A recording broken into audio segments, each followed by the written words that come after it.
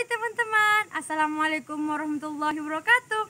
Perkenalkan, nama saya Putri Mardiana dari kelas 12 IPS 4. Nah, berdirinya saya di sini, saya akan menjelaskan bagaimana Perang Dingin dan dampaknya.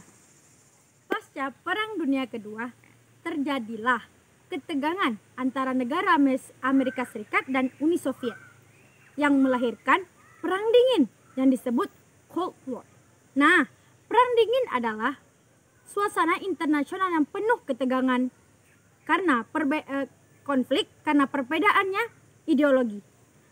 Blok Barat berideologi liberal kapitalis dan Blok Timur berideologi komunis.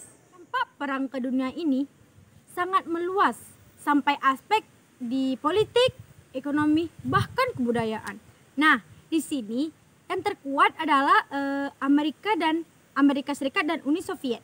Maka dari itu mereka ingin menjadi power atau satu kekuatan dalam menguasai dunia. Mereka ingin menjadi satu-satunya yang menguasai di dunia ini. Kita akan membahas bagaimana bisa atau penyebabnya terjadinya Perang Dingin ini. Yang pertama, ya jelas itu perbedaan ideologi. Karena Amerika Serikat dan sekutunya Blok Barat menganut sistem liberalis kapitalis dan Uni Soviet dengan sekutunya Blok Timur menganut sistem komunis. Sejak awal kelahirannya, paham sosialis komunis memang tidak sejalan dengan paham liberal. Bahkan kelahiran sosialis komunis memang dipicu adanya liberal kapitalis dan yang pada waktu itu bertindak sewenang-wenang. Akibat perbedaan ideologi ini, kedua kekuatan berusaha saling mengalahkan. Bab yang kedua yaitu perebutan dominasi kepemimpinan. Nah, di sini Amerika Serikat dan Uni Soviet saling berusaha satu sama lain saking maunya mereka untuk menjadi pemimpin dunia ini.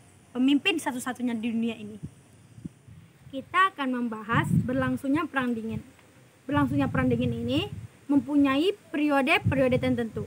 Nah, kita akan membahas periode pertama yaitu pada tahun 1945 sampai 1969. Berakhirnya Perang Dunia Kedua mengubah perkembangan politik dunia. Amerika Serikat dan Uni Soviet sebagai negara pemenang, perang muncul menjadi raksasa. Sehingga dalam periode ini muncul hal-hal sebagai berikut. Yang pertama, doktrin pembendungan bulan Februari 1946. Yang kedua, lingkungan pengaruh dan pembentukan blok ketidakmampuan sebuah negara adidaya memelihara lingkungan pengaruh. Kedua, pada tahun 1969 sampai 79, hubungan Amerika Serikat Uni Soviet mengalami perubahan drastis dengan terpilihnya Richard sebagai Presiden Amerika Serikat. Nah, tidak disangka ternyata Uni Soviet juga sedang mengambil pendekatan yang sama terhadap Amerika Serikat. Pendekatan ini lazim disebut detente atau peredaan konflik.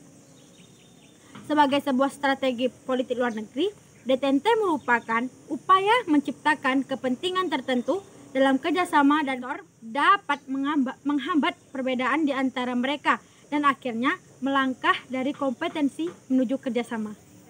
Pada tahun 1979 sampai 1985, setelah 10 tahun dijalankannya, tampaknya Uni Soviet tidak tahan menjalani detente. Akhirnya pada tahun 1979, Uni Soviet pun menduduki Afghanistan, dan pada saat itu juga Afghanistan tuh sudah lama mengundang dan mau ikut membantu mereka. Aksi semena-mena ini mengundang reaksi yang sangat keras dari pihak Amerika Serikat.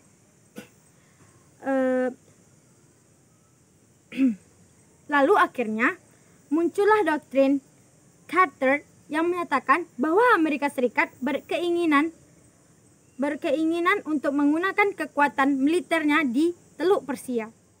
Periode keempat pada tahun 1945 sampai 1991. Nah, pada Maret 1985, Gorbachev memulai memimpin Uni Soviet. Perubahan ini dilakukan secara besar-besaran, mulai tampak pada masa ini. Sejak berkuasa Gorbachev, berupaya 1. Memperbaiki kehidupan perekonomian negaranya yang jauh dari bawah standar. Yang kedua, menyadari bahwa kehidupan yang buruk berpengaruh besar terhadap kehidupan militernya. Yang ketiga, Gorbachev tidak ingin menyingkirkan sosialisme, tetapi berupaya memperkuat sosialisme melalui glasnost dan perestroika. Keempat, Uni Soviet harus bertindak berdasarkan prinsip-prinsip sosialisme. Yang kelima, setiap orang harus menyumbangkan pikirannya menurut kemampuannya dan ia akan menerima dari negara setara dengan apa yang ia butuhkannya. Yang keenam, hubungan dengan luar negeri sangat diperlukan. Yang ketujuh, tahun 1987 mengumandangkan politik demokrasi pembaruan. Tahun 1991, negara Uni Soviet yang telah berumur 74 tahun sudah runtuh terpecah-pecah menjadi beberapa negara yang sekarang termasuk dalam persemakmuran Uni Soviet. Runtuhnya komunisme Uni Soviet mendorong banyak negara-negara bagian memerdekakan diri. Di antaranya negara-negara tersebut yang gerakan nasionalismenya Muslim, yaitu Kyrgyzstan, Kazakhstan, Tajikistan, Chechnya, dan Uzbekistan. Bubarnya Uni Soviet ini menandai berakhirnya Perang Dingin dengan kemenangan di pihak Amerika Serikat. Peran Indonesia dalam Perang Dingin. Perang Dingin terjadi pasca Perang Dunia Kedua, di mana dua negara besar yaitu Amerika Serikat dan Uni Soviet mengalami konflik atau perbedaan pemahaman ideologi, juga keinginan berkuasa di dunia. Nah, keterlibatan Indonesia dalam Perang Dingin tersebut bisa dilihat dari 4 peran pentingnya, diantaranya Konferensi Asia Afrika, Gerakan Non-Blok, Pengiriman Pasukan Garuda, dan Deklarasi Juanda. Nah teman-teman, kita akan memasuki materi yang terakhir, yaitu dampak Perang Dingin terhadap Indonesia. Nah, dampak-dampaknya ini ada 5. Yang pertama, penerapan demokrasi terpimpin pada tahun 1960. Pada saat itu pemerintah mengarahkan pandangannya terhadap pemahaman komunis. Politiknya tuh lebih berhaluan komunis. Yang kedua, pendirian Poros Jakarta, Hanoi, Pyongyang, Phnom Penh yang terbentuk akibat kedekatan Indonesia dengan negara bagian timur. Yang ketiga, kebijakan ekonomi Indonesia cenderung terlihat mengarah pada kolonialisme dan imperialisme. Yang keempat, munculnya reformasi karena berakhirnya pemerintahan Orde Baru. Yang kelima, terjadinya krisis moneter karena ketergantungan Indonesia terhadap modal asing sangat tinggi dan terlalu bergantung pada barang impor.